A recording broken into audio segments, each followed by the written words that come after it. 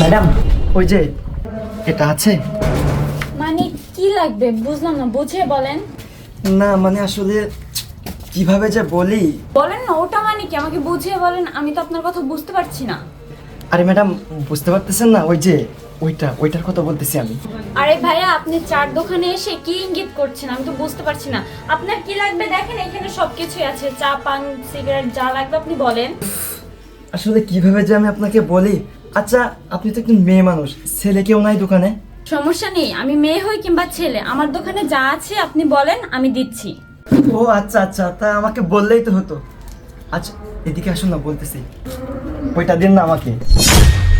ও ওটা লাগবে সেটা বললেই তো হতো। দাঁড়ান আমি দিচ্ছি। পুরুষ মানুষ হয়ে যদি এত সংকোচ করেন তাহলে কি হবে বলেন।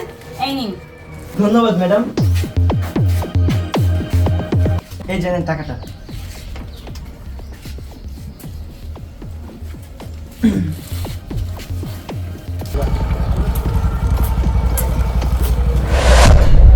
কখন যে আসবে আর কতক্ষণ ওয়েট করব?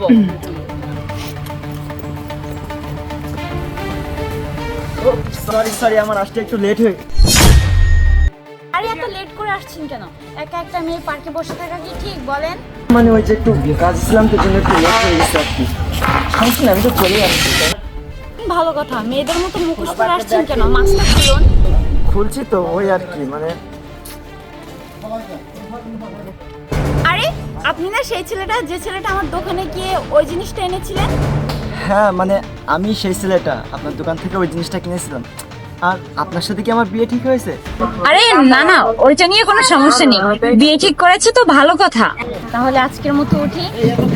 আরে আরে কি বলছেন? কোথায় যাচ্ছেন? এখনো তো আমাদের কথাবার্তা শুরুই হলো না, আপনি এখনই চলে যাবেন? আরে না না, আমি আসি পরে কথা আরে বলবো। কি ব্যাপার, কোথায় যাচ্ছেন?